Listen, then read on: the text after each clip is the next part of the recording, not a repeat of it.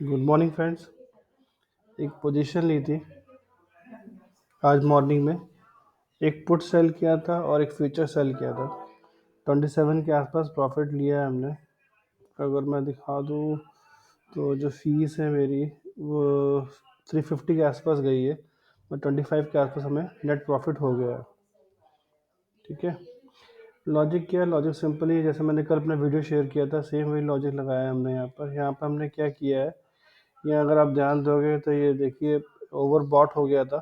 Over bot से over sold की हमने यहाँ पर प्राइस की चेक किया है और बस एक लॉजिक लगाया इसके ऊपर और कि ये जो प्राइस डिरेक्शन है वो कहाँ से आ रहा है। अगर आप प्राइस डिरेक्शन देखोगे तो जो लास्ट मोमेंट है जहाँ से प्राइस गिरा था उसी के आसपास है दोबारा चला ये। ठीक है। माइट भी मैं थोड़ा जल्दी कर दिया उसका एग्जीक्यूशन, मतलब बाहर आ गया पोजीशन से, बट एक सेफ साइड से हमने मूवमेंट लिया है प्राइस का।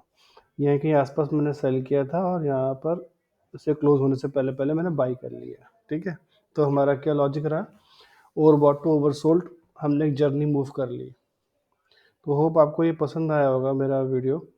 तो प्लीज़ इसको शेयर करें, लाइक करें और मेरे वीडियो सब्सक्राइब नहीं किया तो सब्सक्राइब करें।